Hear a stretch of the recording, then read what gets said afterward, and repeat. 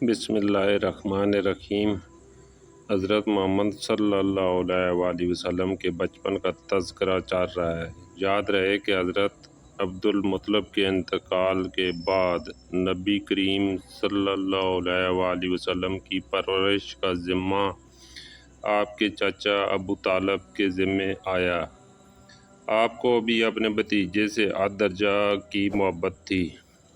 پیارے دوستو، ابو طالب کو بھی نبی کریم صلی اللہ علیہ وآلہ وسلم سے بہت محبت تھی۔ جب انہوں نے آپ کی برکات دیکھی، معجزے دیکھے تو ان کی محبت میں اور اضافہ ہو گیا۔ یہ مالی اعتبار سے کمزور تھے، 2 وقت سارے گھرانے کو پیٹ بھر کر کھانا نہیں ملتا تھا، لیکن نبی کریم صلی اللہ علیہ وآلہ وسلم کے ساتھ کھانا کھاتے تو تھوڑا سا کھانا بچ بھی جاتا اور کافی ہو جاتا،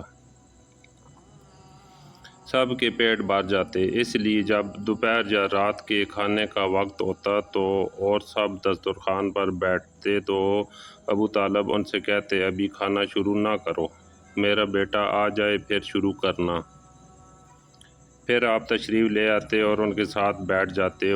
آپ کی برکات اس طرح ظاہر ہوتی کہ سب کے سیر ہونے کے بعد بھی کھانا بچ جاتا۔ اگر دودھ ہوتا تو پہلے نبی کریم صلی اللہ علیہ وآلہ وسلم کو پینے کے لیے دیے جاتا، پھر ابو طالب کے بیٹے پیتے، یہاں تک کہ سب کے سب دودھ پی لیتے، خوب سیر ہو جاتے اور دودھ پھر بھی بچ جاتا۔ ابو طالب کے لیے ایک تکیہ رکھا رہتا تھا، وہ اس پر بیٹھتے تھے۔ رسول اللہ صلی اللہ علیہ وآلہ وسلم تشریف لاتے تو آ کر سیدھے اس تکیے کے ساتھ بیٹھ جاتے۔ یہ دیکھ کر ابو طالب کہتے، میرے بیٹے کو اپنے بلند مرتبے کا احساس ہے۔ ایک بار مکہ میں قحط پڑ گیا، بارش بالکل نہ ہوئی، لوگ ایک دوسرے سے کہتے تھے لات اور عزا سے بارش کی دعا کرو، کچھ کہتے تھے تیسرے بڑے بت منات پر بھروسہ کرو۔ اسی دوران ایک بوڑھے نے کہا، تم حق اور سچائی سے بھاگ رہے ہو، تم میں ابراہیم علیہ السلام اور اسماعیل علیہ السلام کی نشانی موجود ہے، تم اسے چھوڑ کر غلط راستے پر کیوں جا رہے ہو؟ اس پر لوگوں نے اس سے کہا، کیا آپ کی مراد ابو طالب سے ہے؟ اس نے جواب میں کہا، ہاں، میں یہی کہنا چاہتا ہوں۔ سب لوگ ابو طالب کے گھر کی طرف چل پڑے۔ وہاں پہنچ کر انہوں نے دروازے پر دستک دی تو ایک خوبصورت آدمی باہر آیا۔ اس نے تہمت لپیٹ رکھا تھا۔ سب لوگ اس کی طرف بڑھے اور بولے، اے ابو طالب، وادی میں قحط پڑا ہے، بچے بھوکے مر رہے ہیں، اس لیے ہمارے لیے بارش کی دعا کرو۔ چنانچہ ابو طالب باہر آئے، ان کے ساتھ رسول اللہ صلی اللہ علیہ وآلہ وسلم بھی تھے۔ آپ ایسے لگ رہے تھے جیسے اندھیرے میں سورج نکل آیا ہو۔ ابو طالب کے ساتھ اور بھی بچے تھے، لیکن انہوں نے آپ ہی کا بازو پکڑا ہوا تھا۔ اس کے بعد ابو طالب نے آپ کی انگلی پکڑ کر کعبے کا طواف کیا۔ یہ طواف کر رہے تھے اور دوسرے لوگ آسمان کی طرف نظر اٹھا کر دیکھ رہے تھے، جہاں بادل کا ایک ٹکڑا بھی نہیں تھا۔ لیکن پھر اچانک ہر طرف سے بادل گر کر آنے لگے۔ اس قدر زوردار بارش ہوئی کہ شہر اور جنگل سیراب ہو گئے۔ دوستو، روایت میں آتا ہے کہ ابو طالب ایک بار، یہ جگہ عرفات سے تقریباً 8 کلومیٹر دور ہے، ان کے ساتھ رسول اللہ صلی اللہ علیہ وآلہ وسلم بھی تھے۔ ایسے میں ابو طالب کو پیاس محسوس ہوئی۔ انہوں نے آپ سے کہا، بھتیجے، مجھے پیاس لگی ہے۔ یہ بات انہوں نے اس لیے نہیں کہی تھی کہ آپ کے پاس پانی تھا، بلکہ اپنی بے چینی ظاہر کرنے کے لیے کہی تھی۔ چچا کی بات سن کر آپ فوراً سواری سے اترے اور بولے، چچا جان، آپ کو پیاس لگی ہے؟ انہوں نے کہا، ہاں بھتیجے، پیاس لگی ہے۔ یہ سنتے ہی آپ نے ایک پتھر پر اپنا پاؤں مارا۔ جوں ہی آپ نے پتھر پر پاؤں مارا، اس کے نیچے سے صاف اور عمدہ پانی پھوٹ نکلا۔ انہوں نے ایسا پانی پہلے کبھی نہیں پیا تھا۔ خوب سیر ہو کر پانی پیا۔ پھر انہوں نے پوچھا، بھتیجے، کیا آپ سیر ہو چکے؟ نبی کریم صلی اللہ علیہ وسلم نے فرمایا، ہاں، آپ نے اسی جگہ اپنی ایڑی پھر پتھر پر ماری اور وہ جگہ دوبارہ ایسی خشک ہو گئی جیسے پہلے تھی۔ پیارے دوستوں، کہتے ہیں کہ نبی کریم صلی اللہ علیہ وسلم چند سال اپنے دوسرے چچا زبیر بن عبد المطلب کے ساتھ بھی رہے تھے۔ اس زمانے میں ایک مرتبہ حضور صلی اللہ علیہ وسلم اپنے ان چچا کے ساتھ ایک قافلے میں یمن تشریف لے گئے۔ راستے میں ایک وادی سے گزر ہوا۔ اس وادی میں ایک سرکش اونٹ رہتا تھا۔ گزرنے والوں کا راستہ روک لیتا تھا، مگر جو کریم صلی اللہ علیہ وسلم کو دیکھا فوراً بیٹھ گیا اور زمین سے اپنی چھاتی رگڑنے لگا۔ آپ صلی اللہ علیہ وسلم اپنے اونٹ سے اتر کر اس پر سوار ہو گئے۔ اب وہ اونٹ آپ کو لے کر چلا اور وادی کے پار تک لے گیا۔ اس کے بعد آپ نے اس اونٹ کو چھوڑ دیا۔ روایت کے مطابق یہ قافلہ جب سفر سے واپس لوٹا تو ایک ایسی وادی سے اس کا گزر ہوا جو طوفانی پانی سے بھری ہوئی تھی۔ پانی موجیں مار رہا تھا۔ یہ دیکھ کر آپ نے قافلے والوں سے فرمایا، میرے پیچھے پیچھے آؤ۔ پھر آپ اطمینان سے وادی میں داخل ہو گئے۔ باقی لوگ بھی آپ کے پیچھے تھے۔ اللہ تعالیٰ نے اپنی قدرت سے پانی خشک کر دیا اور آپ پورے قافلے کو لیے ہوئے پار ہو گئے۔ آپ پہنچا تو لوگوں نے یہ حیرت ناک واقعات بیان کیے۔ لوگ سن کر بول اٹھے، اس لڑکی کی تو کچھ شان ہی نرالی ہے۔ ابن شام لکھتے ہیں، بنو لہب کا ایک شخص بہت بڑا کیفیت شناس تھا، یعنی لوگوں کی شکل و صورت دیکھ کر ان کے حالات اور مستقبل کے بارے میں اندازہ لگایا کرتا تھا۔ مکہ آتا تو لوگ اپنے بچوں کو اس کے پاس لاتے، انہیں دیکھ کر ان کے بارے میں بتاتا تھا۔ ایک بار یہ آیا تو ابو طالب آپ کو بھی اس کے پاس لے گئے اور اس وقت آپ ابھی نوعمر لڑکے ہی تھے۔ کیفیت شناس نے آپ کو ایک نظر دیکھا، پھر دوسرے بچوں کو دیکھنے لگا۔ فارغ ہونے کے بعد اس نے کہا، اس لڑکے کو میرے پاس لاؤ۔ ابو طالب نے یہ بات محسوس کر لی تھی کہ کیفیت شناس نے ان کے بھتیجے کو عجیب نظروں سے دیکھا ہے، لہذا وہ آپ کو لے کر وہاں سے نکل آئے تھے۔ جب کیفیت شناس کو معلوم ہوا کہ آپ وہاں موجود نہیں ہیں تو وہ چیخنے لگا، تمہارا برا ہو، اس لڑکے کو میرے پاس لاؤ جسے میں نے ابھی دیکھا ہے۔ اللہ کی قسم وہ بڑی شان والا ہے۔ کہتے ہیں کہ ابو طالب نے نکلتے ہوئے اس کے یہ الفاظ سن لیے تھے۔ پیارے دوستو، کتب میں آپ صلی اللہ علیہ وسلم کی شان کے حوالے سے ایک عجیب واقعہ نقل ہوا ہے جو آپ صلی اللہ علیہ وسلم کے شام کے سفر کے حوالے سے ہے۔ کہتے ہیں ابو طالب نے تجارت کی غرض سے شام جانے کا ارادہ کیا تو نبی کریم صلی اللہ علیہ وسلم نے بھی ساتھ جانے کا شوق ظاہر فرمایا۔ بعض روایت میں آیا ہے کہ آپ نے جانے کے لیے خاص طور پر فرمائش کی۔ ابو طالب نے آپ کا شوق دیکھ کر کہا، اللہ کی قسم میں اسے ساتھ ضرور لے جاؤں گا، نہ یہ کبھی مجھ سے جدا ہو سکتا ہے نہ میں اسے کبھی اپنے سے جدا کر سکتا ہوں۔ ایک روایت میں یوں آیا ہے، آپ نے ابو طالب کی اونٹنی کی لگام پکڑ لی اور فرمایا، چچا جان، آپ مجھے کس کے پاس چھوڑے جا رہے ہیں؟ میری نہ ماں ہے نہ باپ۔ اس وقت آپ کی عمر مبارک 9 سال تھی۔ آخر ابو طالب آپ کو ساتھ لے کر روانہ ہوئے، آپ کو اپنی اونٹنی پر بٹھایا، راستے میں عیسائیوں کی ایک عبادت گاہ کے پاس ٹھہرے۔ وہاں کے راہب نے نبی کریم صلی اللہ علیہ وسلم کو دیکھا تو چونک اٹھا۔ اس نے ابو طالب سے پوچھا، یہ لڑکا تمہارا کون ہے؟ انہوں نے جواب دیا، یہ میرا بیٹا ہے۔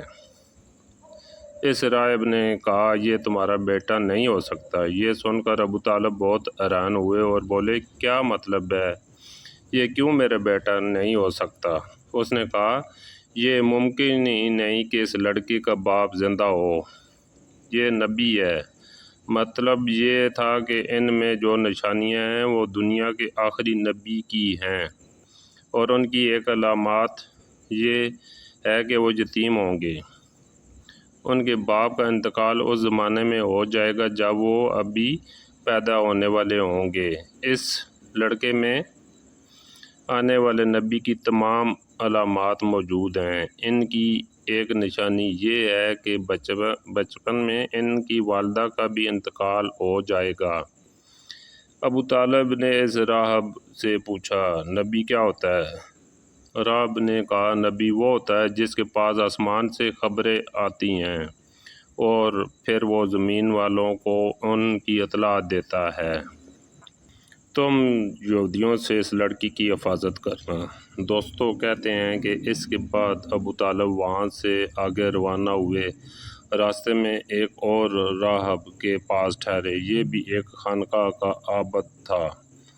اس کی نظر بھی نبی کریم صلی اللہ علیہ وآلہ وسلم پر پڑی تو یہی پوچھا، یہ لڑکا تمہارا کیا لگتا ہے؟ ابو طالب نے اس سے بھی یہی کہا، یہ میرا بیٹا ہے۔ راہب یہ سن کر بولا، یہ تمہارا بیٹا نہیں ہو سکتا، اس کا باپ زندہ ہو ہی نہیں سکتا۔ ابو طالب نے پوچھا، وہ کیوں؟ راہب نے جواب میں کہا، اس لیے کہ اس کا چہرہ نبی کا چہرہ ہے، اس کی آنکھیں ایک نبی کی آنکھیں ہیں، یعنی اس نبی جیسی جو آخری امت کے لیے بھیجے جانے والے ہیں۔ ان کی علامات پرانی آسمانی کتابوں میں موجود ہیں۔ دوستو روایت کے مطابق یہ قافلہ یہاں سے بھی روانہ ہو کر بصرہ پہنچا۔ یہاں بحیرہ نام کا ایک راہب اپنی خانقاہ میں رہتا تھا۔ اس کا اصل نام ججز تھا، بحیرہ اس کا لقب تھا۔ وہ بہت زبردست عالم تھا۔ حضرت عیسیٰ علیہ السلام کے زمانے سے اس خانقاہ کا راہب نسل در نسل یہ عالم فاضل خاندان ہی چلا رہا تھا۔ اس طرح اس زمانے میں ان کا سب سے بڑا عالم بحیرہ ہی تھا۔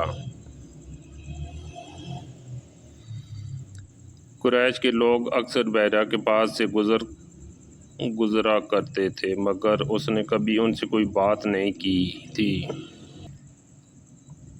مگر اس بار اس نے قافلے میں آپ کو دیکھ لیا تو پورے قافلے کے لیے کھانا تیار کروایا۔